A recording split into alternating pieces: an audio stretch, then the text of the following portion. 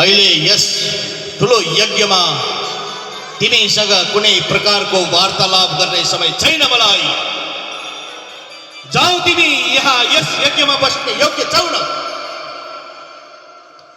पिताश्री, हजुरकी म कान्छी छोरी देवी सती, हजुरले नै मेरो विवाह मेरो स्वामीसँग गराउनु भएको, भगवान शङ्करसँग गराउनु भएको, के कारणले गर्दा हजुर आज यति रुष्ट हुनुभएको छ? हे पुत्री, तिमी सुन्न चाहन्छौ? सुन्न चाहन्छौ भने सुन।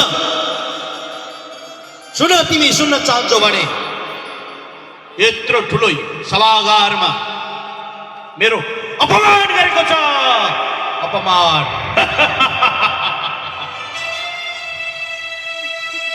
अपमान गरेको छ।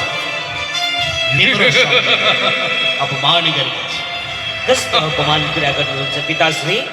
हजुरको त के अपमान भएको छ भन्नुहोस् न। हजुरको त केही अपमान भएको छ जस्तो लागेन मलाई।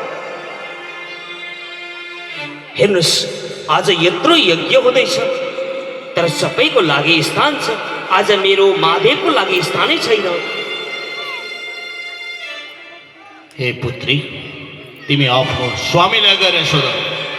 पिताश्री, मैले त आफ्नो घर कैलाश छोडेर हजुरको यस पावन यज्ञ कन्खलमा आइसकेको छु। म अब फर्केर जानेवाला छुइनँ। मैले त आफ्नो स्वामीलाई खुब मनाएँ, परन्तु उहाँ त मानिहाल्नुहुन्छ। हे पिताश्री, हजुरले क्षमा गरिदिनुहोस्। महादेव जगतका चराचर स्वामी हुनुहुन्छ, अन्तर्यामी हुनुहुन्छ, दीन दयालु हुनुहुन्छ, दिगम्बर हुनुहुन्छ, बागम्बर हुनुहुन्छ, अडराई हुनुहुन्छ, विनय गर्ने हुनुहुन्छ।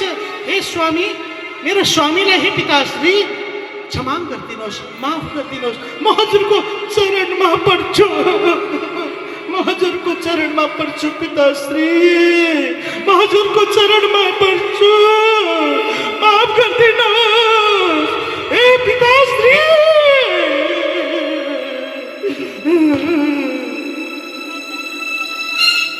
अब यदि म यसरी घर फर्केर जाउँ भने पनि उचित हुने छैन पिताश्री।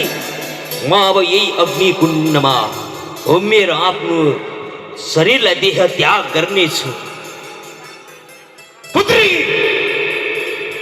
पहिला बुझ तिमीले, यदि तिमी आफ्नो शरीरलाई जलाउँछौ भनेदेखि सारा जगतको जिम्मेवारी भागीदारी तिमी बन्नुपर्छ। हे पुत्री। होइन पिताश्री, यदि यत्रो अपमान, मेरो स्वामीको यत्रो अपमान हुँदैछ भने म जीवित हुन सक्दिनँ। म यही अग्नि कुण्डमा एकदम मेरो शरीरलाई यही त्याग गर्नेछु।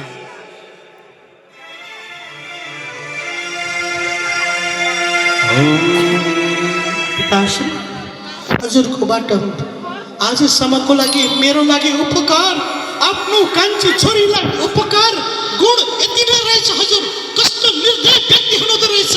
यदि मैले चाहनु हो भने हजुरको व्यर्थमा पुत्री बनेछु। शङ्कर जसको नाम लिनाले सारा जीवनका प्राणीका कष्ट हर्नुहुन्छ। हे स्वामी, हजुरले अपमान गर्नुभयो। म अवश्य पनि उत्तर दिशामा गएर बसेर अग्नि पद्माग्निद्वारा आफ्नो शरीरलाई भस्म गर्नेछु। गए स्वामी, गए।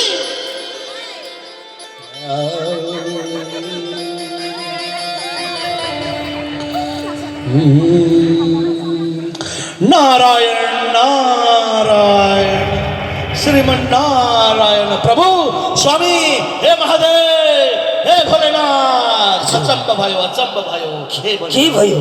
के भयो? हजुर पनि म जस्तै हुनुभयो। नारायण के भयो त्यस्तो?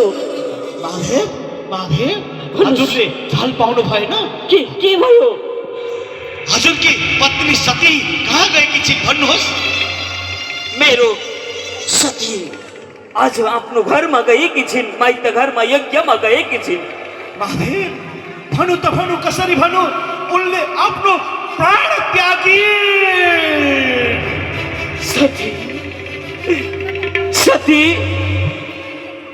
ए वीरभद्र, जा गएर त्यो दक्ष प्रजा बृहस्पतिले गरेको यज्ञलाई तहस नहस गरेर आइन्छ। ओ भद्र, अब म दक्षको यज्ञलाई समाप्त गर्छु। कहाँ छ यज्ञ?